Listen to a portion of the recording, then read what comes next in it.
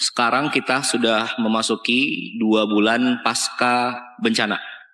Dan data, fakta, dan realita di lapangan ini benar-benar menunjukkan hasil super cepat. Hasil konkret, hasil kerja cepat pemerintah tentunya bersama seluruh elemen.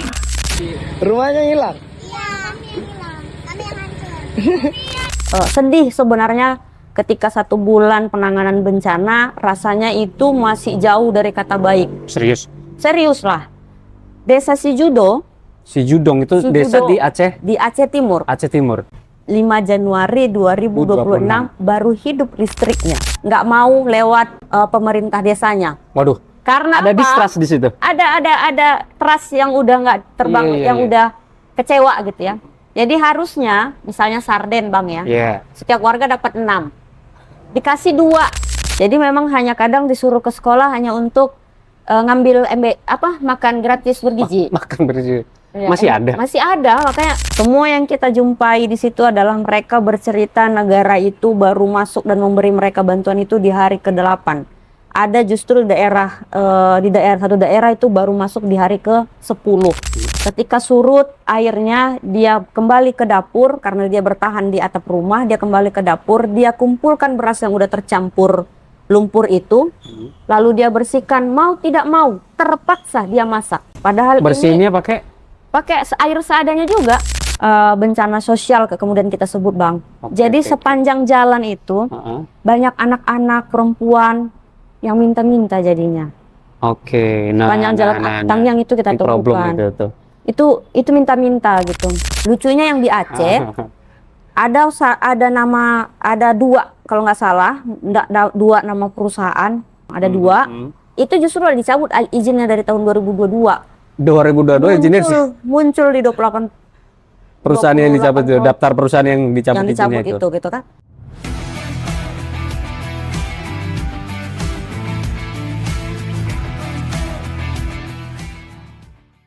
Selamat datang di Bengkelpedia Project. Kembali lagi ada Mbak Memeng Harahap. Jauh-jauh kemarin habis dari Aceh ya kan Mbak. Iya. Waktu itu sempat update sedikit sih di di podcast Bengkelpedia terkait dengan bencana Sumatera. Nah ternyata Mbak Memeng habis dari Bengkelpedia langsung ke Aceh ya Mbak ya.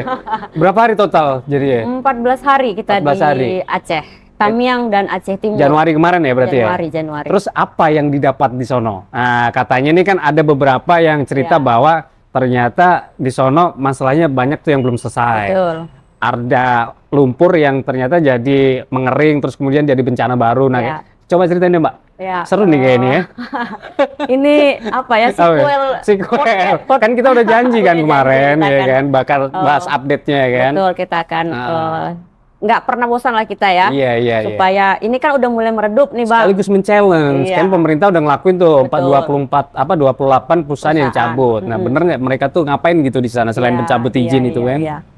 Saya sama tim Disaster Walhi Region Sumatera berangkat ke Aceh Tamiang dan Aceh Timur. Kita memang fokus di Aceh Tamiang, Aceh Timur. Itu dari Banda Aceh sekitar berapa jam tuh? 13 jam. 13 jam. Jalan kan udah rusak. Lebih dekat dari Sumatera Utara? Ya, lebih dekat dari Sumatera Utara gitu.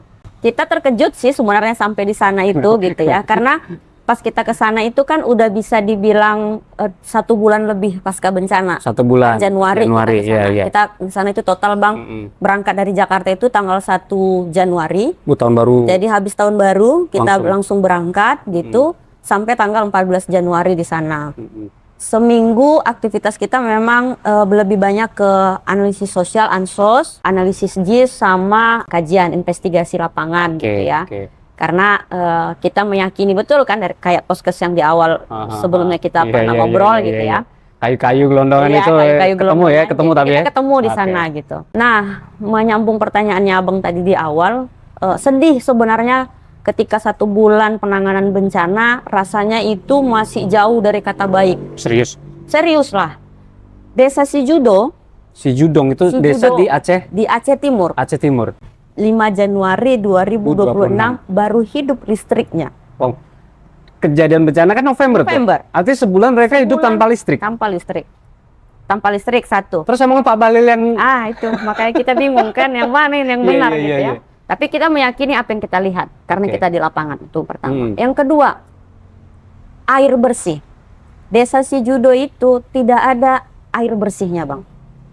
Jadi warga yang masih bertahan di tempat mereka, memang kampung mereka itu, mereka mengambil air dari air hujan sama ada sungai. Dan jalan sekitar 30 menit untuk ngambil air dari sungai itu, sungainya keruh.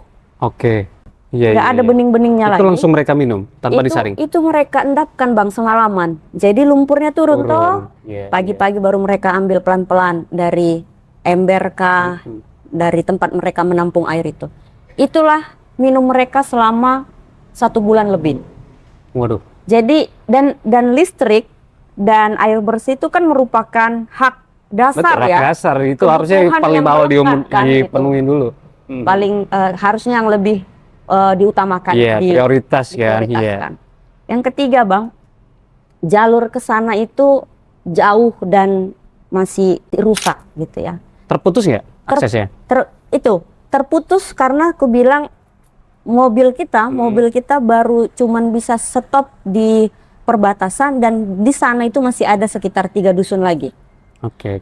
Dan warga menceritakan baru sekali bantuan negara masuk ke sana. Berupa apa bantuannya? Berupa Sembako gitu? Sembako. Mereka nggak detail bantuan apa, tapi cuman baru sekali negara ini, pemerintah daerah lah mereka bilang ya, yang baru masuk ke sana. Justru relawan yang hari ketiga itu udah masuk ke sana. Iya. Dan menyedihkan lagi adalah makanya mereka ketika kita bawa bantuan juga ke sana, mereka nggak mau lewat pemerintah desanya. Waduh. Karena Ada apa? distrust di situ. Ada trust yang udah nggak terbangun, Iya. yang udah kecewa gitu ya. Jadi harusnya misalnya sarden, Bang ya, Iya. setiap warga dapat 6, dikasih 2, dikasih Yang 2, yang 4 yang 4 entah kemana lah, kita nggak tahu lah ya kan. ini kok cepet-cepetnya sih? Iya, makanya masih ada ini loh soal penanganan bencana loh. masih pada penanganan bencana. Jadi itu di desa Sijudo. Jadi ada peran negara yang nggak hadir di situ, Bang, gitu. Dan itu kita temukan di tanggal 5 Januari 2026. Kita di desa Sijudo itu kita tanggal 5 sampai tanggal 6 gitu ya. Jadi listrik baru hidup di tanggal 5 Januari. Akses air bersih dari bencana sampai kita datang itu nggak ada. Masuk ke 2 sampai 3 dusun di sana itu nggak bisa karena mobil kita nggak bisa tembus, jalannya sangat rusak begitu ya. Satu lagi yang bikin sama itu ya, distribusi logistik itu nggak jujur ya, padahal itu kebutuhan. Nah, yang bikin sedih adalah kenapa kita pilih desa Sijudo itu hulu, Bang, daerah hulu. Jadi di sana itu kemudian kita menemukan ada satu perusahaan PT Tualang Raya namanya yang berkontribusi, kita meyakini akhirnya berkontribusi Apa dia perkebunan? Terhadap bencana yang ada di desa Sijudo itu, dan ada 113 rumah hilang. Di satu desa itu ya? Desa. Rumahnya, atap rumah pun udah nggak kelihatan lagi. Jadi udah lumpur semuanya. Jadi maka kita heran kok nggak ada yang muncul di berita ya gitu, Bang. Tahun ini nggak bisa masuk kali? Satu Iya. memang. Desa Sijudo itu, kita ke desa Sijudo itu memang melewati jalan-jalan perkebunan sawit, dan ketika kita ada singgah di satu warung begitu ya, ada yang bersenjata lengkap memang. Oh. Jadi kemudian kita miris lah ya gitu ya. Harusnya ketika memang ini jadi concern bersama, hal-hal yang begitu tuh kayaknya nggak perlu kita ada pembatasan ya. akses nggak? Maksudnya orang luar nggak boleh masuk kayak itu, sempat ada begituan nggak? Sempat ada, memang kita temukan. Tapi wartawan nggak boleh masuk ada?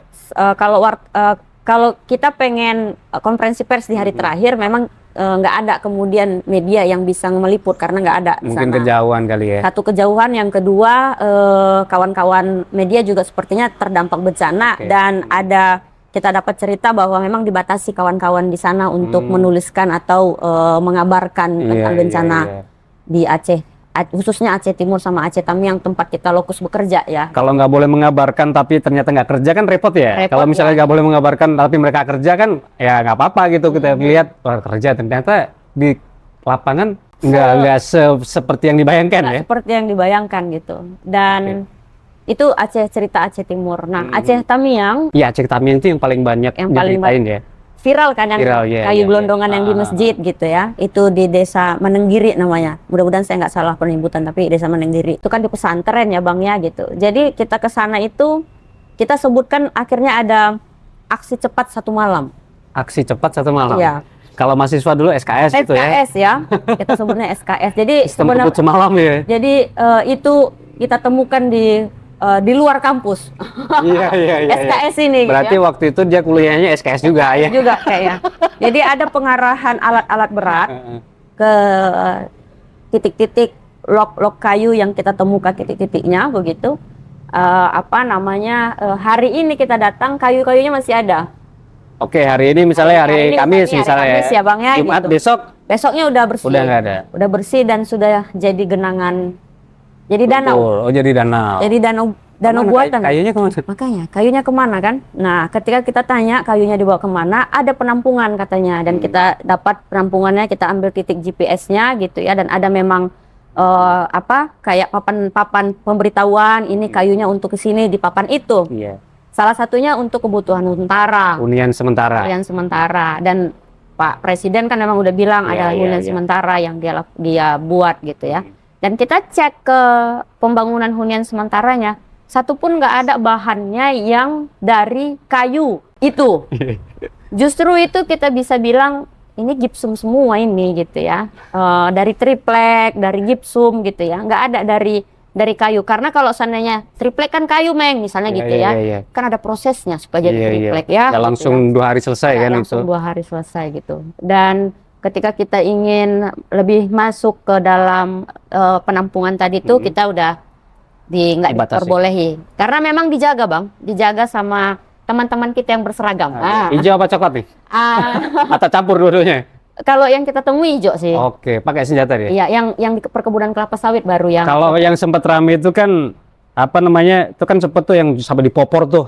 Hmm. Ada masyarakat yang demo kalau nggak salah itu ya. Iya, iya. Sempat dipopor tuh rame tuh. Oh iya, itu kan di karena kota ya waktu itu ya. itu karena di kota itu kan efek karena pengibaran bendera Betul. Aceh. Tapi sama maksud saya bendera kenapa putih, kok kan? sampai mereka bawa senjata gitu? Iya, makanya. Kenapa Ini kan nangani bencana gitu. sedang menangani bencana. Lalu warga itu kan, masyarakat Aceh khususnya gitu ya, punya sejarah panjang Bang ya. Betul, betul. Satu tsunami, belum lagi kemudian pada saat itu yang masih di bawah Spartis Gam Iya, misalnya iya, iya. kan gitu. Jadi kan punya sejarah panjang bagaimana Oke, kemudian ya, ya, mereka bertahan di dalam situasi itu. Nah, jadi kemudian wajar saja ketika ada yang ngomong gitu ya, ada yang menyampaikan, kami banyak loh udah ngasih ke Indonesia ini gitu. Iya. Makanya kan kalau kawan-kawan itu sering bilang warga Indonesia, orang Indonesia ini gitu kan, banyak udah mereka lakukan. Tapi ketika penanganan bencana seperti ini, luar negeri ingin bantu dibatasin gitu ya, statusnya pengen dibikin status nasional nggak diperbolehkan gitu. Dan ketika mereka sangkin marah, kecewa, itu kan sebenarnya praktek yang ditunjukkan karena kekecewaan Betul, kan betul, gitu. betul. Coba penangannya baik, belajar dari bencana-bencana. Nggak nyampe demo lah ya. Akan sampai demo dan kemudian penanganannya yang diberikan sama tentara kan akhirnya keras juga, sampai ada yang berdarah dan sebagainya gitu kan. Ada bentrok fisik yang terjadi. Iya, Kan iya, hal-hal iya. itu sebenarnya nggak perlu terjadi Betul, betul. kalau kemudian negara kita ini siap dalam respon-respon bencana apapun gitu. Tapi itu udah nggak terjadi lagi waktu Mbak Memeng ke Nggak lapangan, ada. udah nggak ada lagi Udah tuh nggak ya. ada bentrok dengan Ya moga aja itu teman-teman hanya gitu ya. reaksi sesaat gitu loh Iya, ya. iya, Artinya iya. oke, ada histori itu gitu. Mudah-mudahan abis itu kan kalau nggak salah gubernur juga udah sempat ngomong lagi tuh kan Iya, untuk iya. menamaikan gitu Iya, kan. iya. Mbak Memeng temuannya apa lagi tuh? Kalau kita kan dulu pernah ngomong concern itu ke anak-anak gitu ya. Iya, iya, Nah itu waktu Memeng sana tuh sekolah-sekolah gimana? Udah aktif belum? Sekolah-sekolah kan tanggal 6 apa tanggal 7 itu udah hari pertama sekolah kan itu libur panjang ya, Iya, tahun iya, baru iya. ya.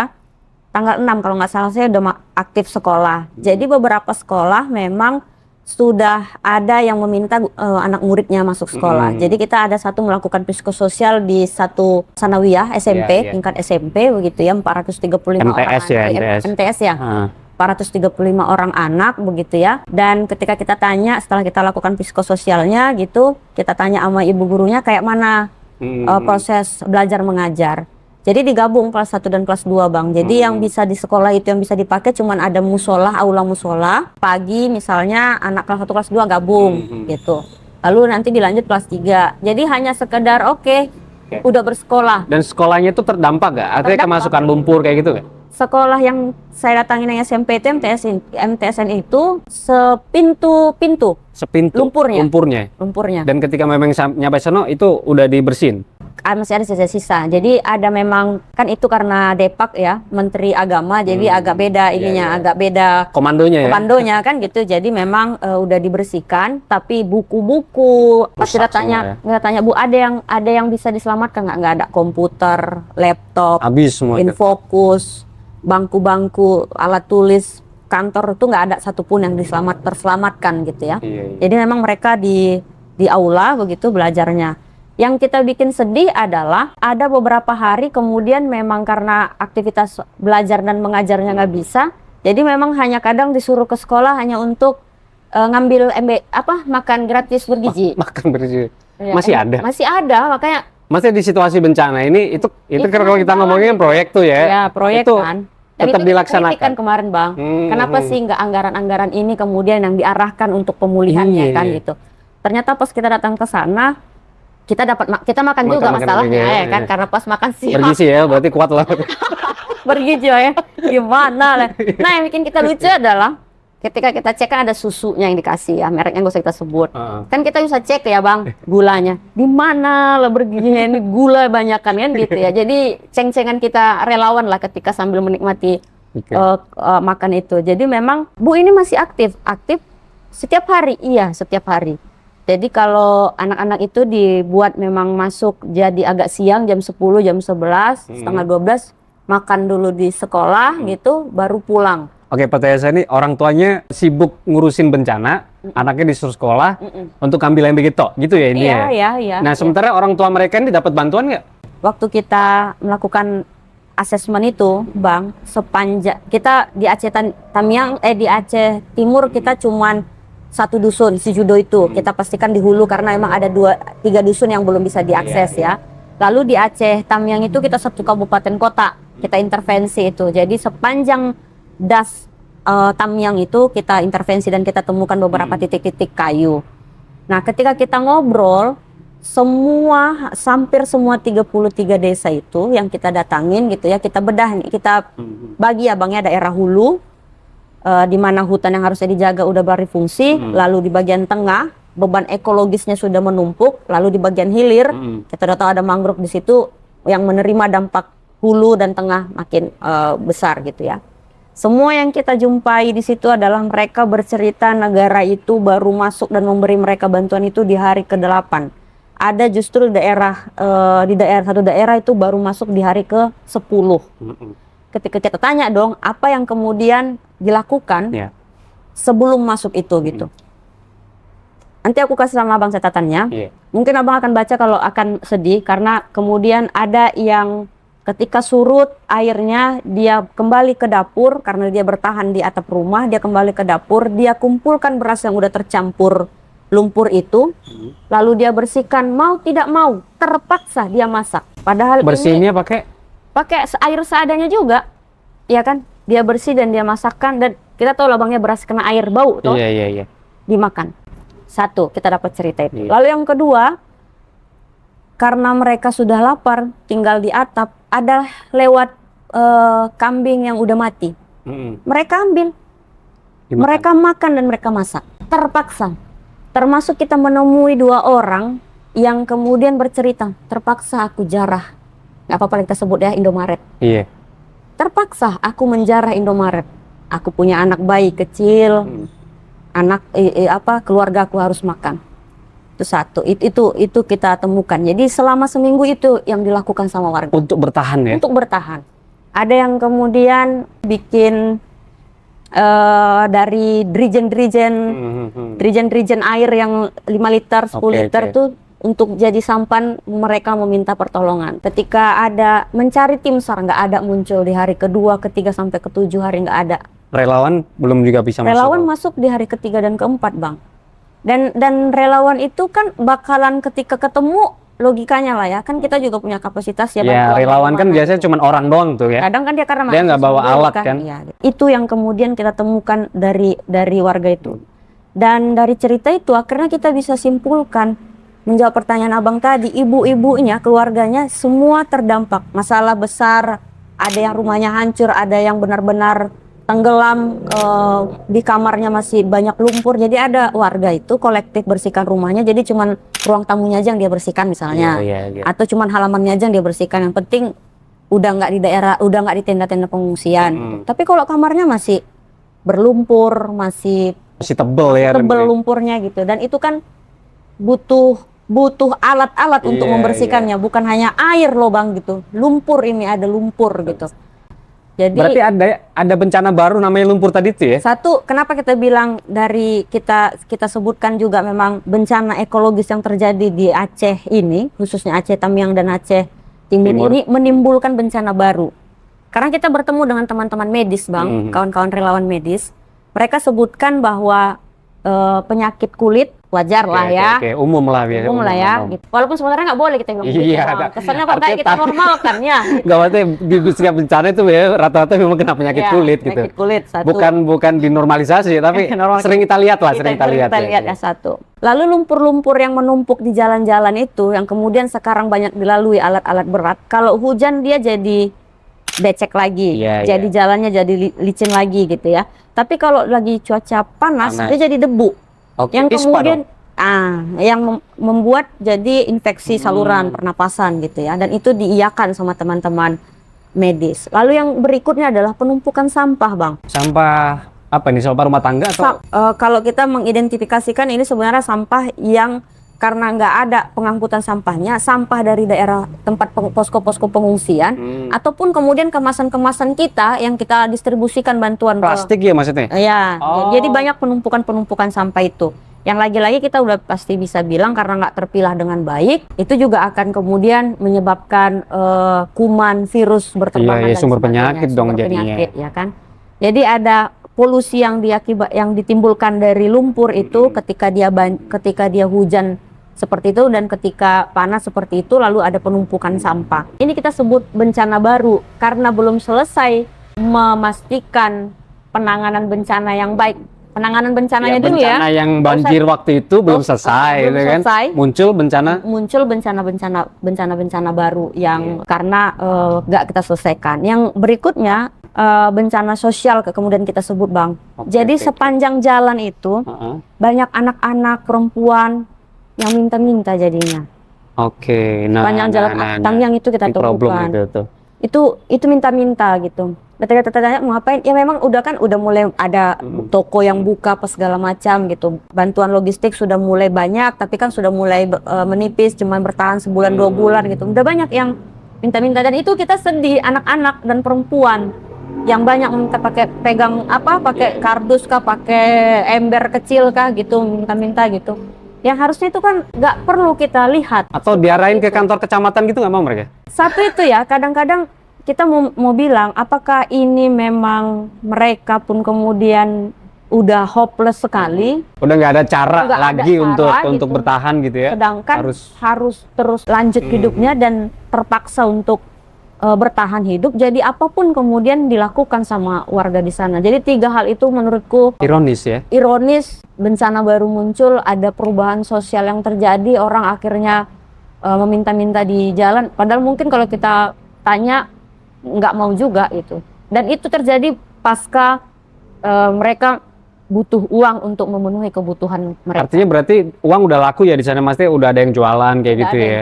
Dan ketika Tapi negara, harga mahal, Bang. oh iya, Mahal. nah itu tuh sempet rame tuh, katanya minyak sampai berapa ratus ribu gitu, sekilo. Minyak sampai 5 kiloan ya, beras. 100 ribuan gitu ya. Kita adakan pas asesmen ada naik ketek perahu ya.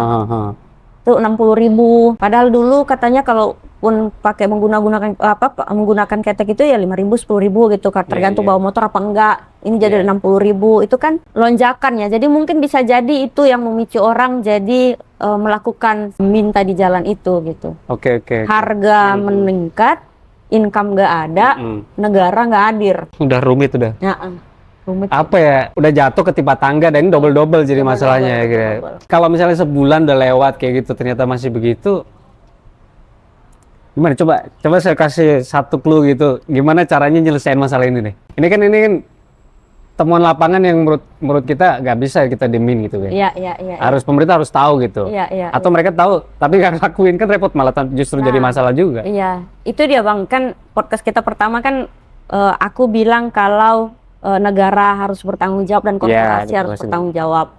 Apalagi kan menyebut bencana yang ada penutup tahun di Sumatera, di pembuka tahun kita Kalimantan Selatan banjir, terus daerah Jawa gitu ya, belum lagi kemudian teman-teman yang di daerah Maluku gitu ya. Bencana nih kita menuai bencana. Itu ya prediksi Wali bener lah ya. Iya, menuai kan bencana tuh kemudian kan kalau bahasa mereka kan bencana apa ya, hidromologi apa namanya? Hidrometeorologi. Kalau bencana Wali kan bencana ekologis kan. Ekologis, karena kita yakin bahwa ada kerusakan lingkungan hidup yang terjadi, ada gagalnya pengelolaan sumber daya alam itu. Iya. Nah, menjawab pertanyaannya Abang tadi itu, kita kan setelah kita di lapangan sana itu, kita udah bilang bahwa di Aceh itu ada 1, 2, dan sekian perusahaan yang kita asumsikan dan kita duga besar, kita duga sebagai dalang dari bencana ekologis yang terjadi. Begitu juga dengan Sumatera Utara, begitu juga dengan Sumatera Barat gitu ya. Lalu kemudian memang adalah niat baik negara kita ini. Ada ya. Ya, respon mungkin dia dengar. Kalau misalnya ternyata problemnya tidak maksimal distribusi, bisa nggak disimpulin gitu? Ikan itu memang terjadi di lapangan Bang. Ada buktinya Aceh Tamiang baru 1 kali, tanggal 5 Januari itu kita dapat kabar baru 1 kali negara masuk ke situ bawa logistik yang kemudian juga nggak adil dibagikan. Nah, di sepanjang Aceh Tamiang juga negara baru masuk di tanggal hari ke-8 dan seterusnya. Dan bagaimana kemudian kebutuhannya nggak juga maksimal. Justru warga itu yang kita jumpai bilang relawan yang bantu kami dan warga bantu warga. Itu yang muncul, bukan negara. Mereka bilang negara lama hadirnya, begitu bahasanya yang mereka sebutkan kan. Warga bantu warga, ngumpulin uang yang ada uangnya itu untuk pergi beli, ternyata harganya melonjak. Abi bayangin dapat 1 dus mie instan ternyata cuma dapat 10 karena harganya melonjak. Itulah yang kami masak dan kami bagi-bagi. Warga bantu warga kan gitu dia. Nah, satu distribusinya itu udah nggak merata kita rasa, nggak adil gitu ya, nggak tepat sasaran gitu ya, nggak penerima manfaatnya nggak tepat gitu terkait distribusi logistik bantuan apapun dari negara, termasuk penanganannya. Penanganannya nggak hanya sekedar distribusi Bang, kayak yang di awal pemenuhan air bersih, pemenuhan listrik gitu ya, pemenuhan mereka tinggal di mana kan itu juga menjadi yang harus diutamakan dan harus jadi prioritasnya negara, tapi itu juga nggak dilakukan.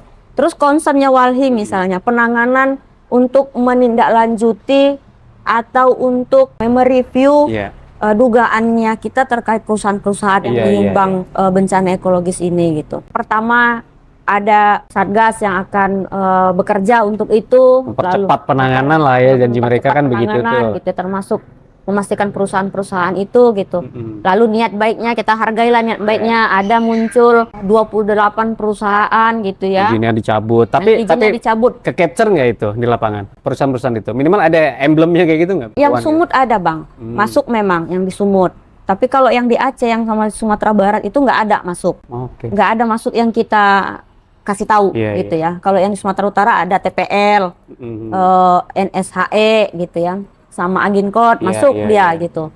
Tapi kan kemudian kita nggak pernah tuh dapat. Nah, lucunya yang di Aceh ada 2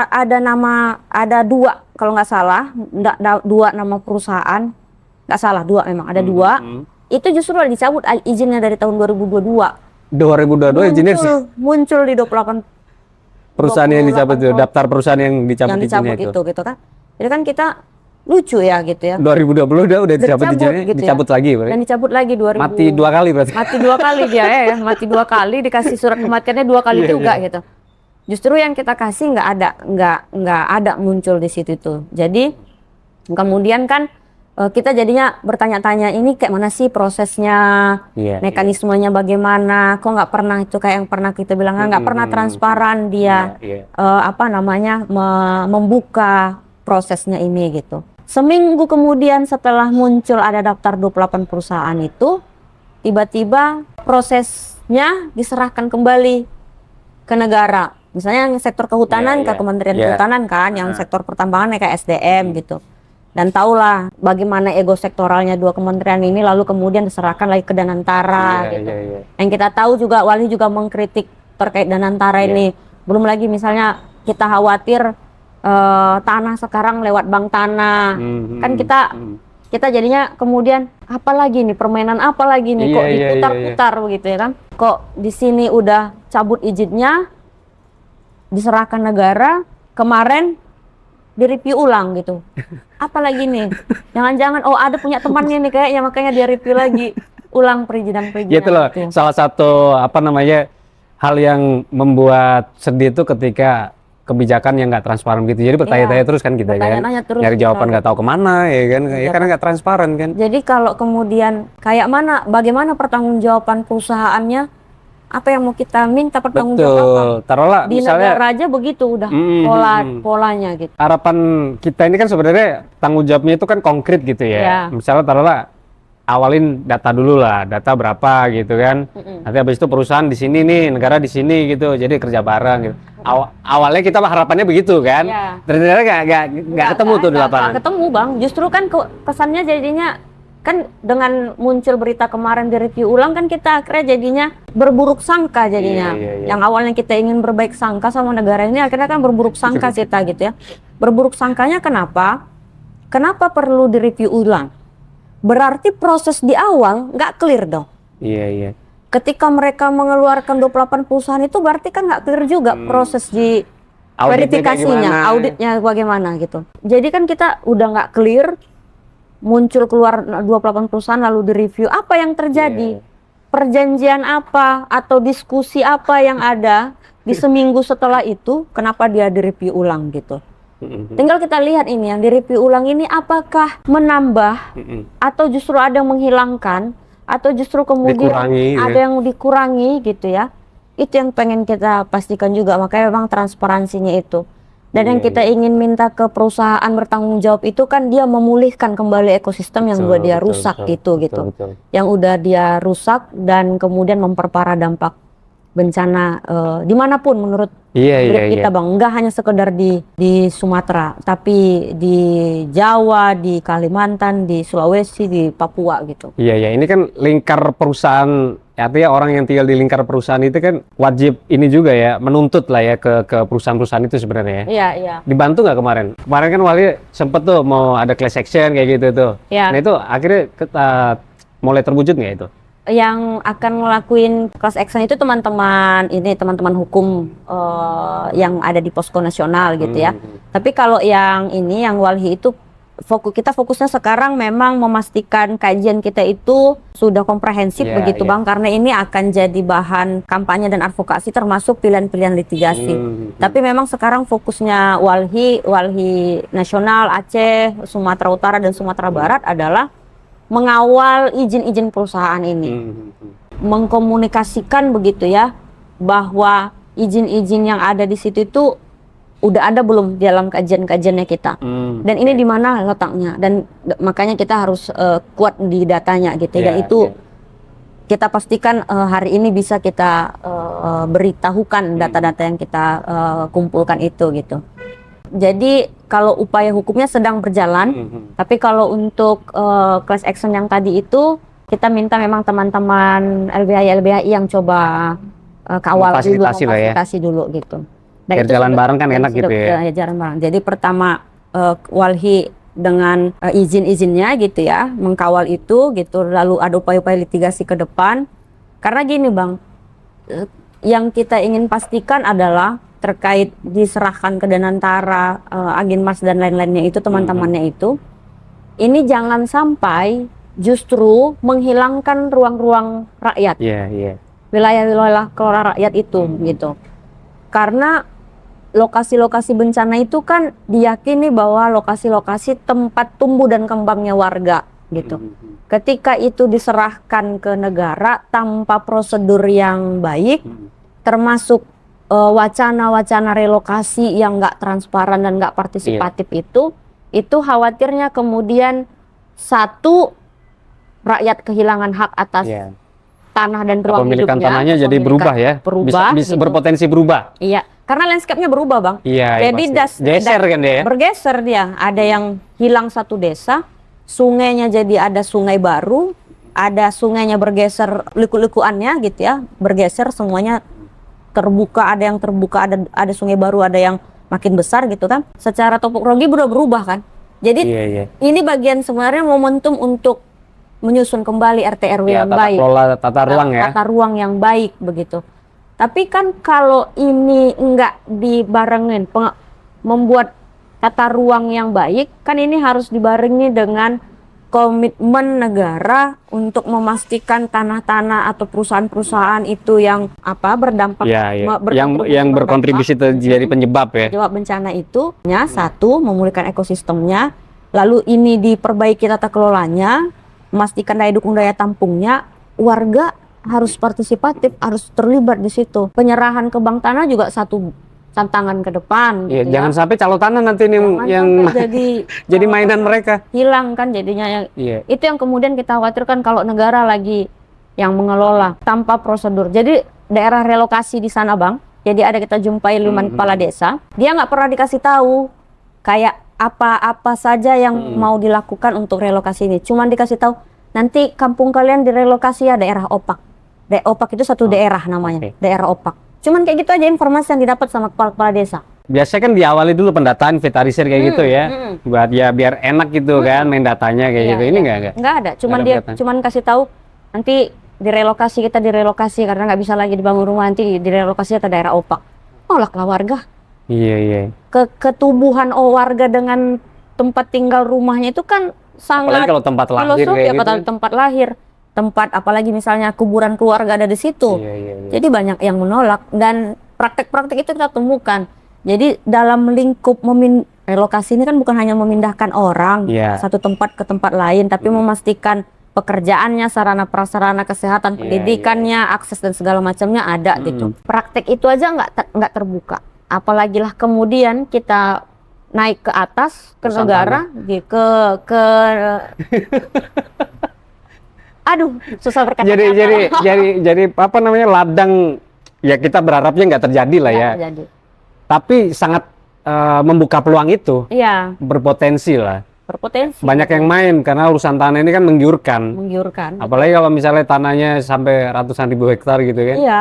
Yang terdampak bencana kemarin itu kan nggak cuma 1-2 desa kan.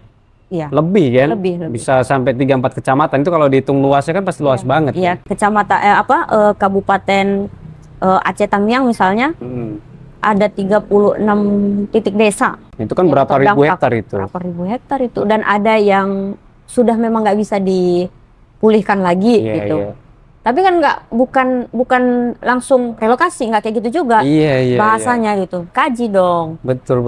Diawali itu dulu lah, Diawali itu dulu dan ya, enak gitu. Tanya juga warga mau. Dan sementara warga ini tinggalnya di mana sekarang? Huntaranya itu layak di tempat kalau huntara yang nggak tahu kok sekarang udah bisa masuk apa enggak ya, tapi waktu kita di sana sampai hari ke-14 itu belum ada yang masuk ke situ. Masih dalam pendataan katanya. Siapa yang bisa masuk ke huntara-huntara yang dibangun sama negara gitu ya. Itu di pinggir jalan dekat masjid, Bang, huntaranya di daerah Aceh Tamiang gitu. Jadi untuk sementara mereka ini tuh, jadi ada tenda-tenda BNPB gitu ya, memang yang dikasih, ada tinggal di situ, ada yang bikin tenda sendiri, ada yang di pekarangan rumah, ada yang di dalam rumah, jadi tinggalnya begitu. Pengadaan air bersihnya ada kita walhi gitu ya, dengan teman-teman cuman bisa mengadakan 5 titik pengadaan air bersih. Itu juga sumur bor begitu. Psikososialnya kita lakukan 5 kali di sekolah-sekolah, lalu ada 8 ton beras dari warga bantu warga petani Jawa Barat dan Sumatera Selatan yang kita distribusikan di Aceh Tamiang. Bukan nggak mau berbuat banyak, tapi kemampuan kita kemampuan juga, kapasitasnya hanya mampu segitulah ya. Ya udah Ya. bagus itu kalau teman-teman di memang- sini kan dan memang bantu Walhi doa aja kan, nih. iya, dan Walhi memang fokusnya kan minggu pertama itu lakukan investigasi lapangan sehingga kita temukan ada 2 perusahaan yang kemudian dan itu juga lebih meyakinkan hasil data awalnya Ya, teman-teman ya. Aceh ada 1 PT Tualang Raya dan PT Wajar Korporat. Ini masuk 28 itu nggak? Nggak masuk. Nggak masuk. Aceh nggak ada yang masuk, Bang. Justru Aceh yang nggak ada. 2022 udah dicabut, muncul lagi. Begitu sudah. Dia nyambut izin aja nggak lihat-lihat. Dia nggak lihat-lihat, benar. Betul. Nggak Malah lihat-lihat. sekarang di-review lagi. Review lagi sekarang. Ada apakah? Tanda tanyanya banyak, besar lagi. Iya. Bold. Oke, makasih Mbak Memeng ya udah mampir di Bengkel Video untuk kesekian kalinya. Yap. Menarik banget apapun yang diceritain sama teman-teman Walhi dari lapangan ini membuka cakrawala baru bahwa ternyata penanganan bencana di Aceh, Sumatera Barat, Sumatera Utara, tapi spesifik tadi yang dibahas sama Mbak Memeng itu di Aceh kan. Iya. Artinya tidak sepenuhnya atau belum sepenuhnya sesuai dengan harapan.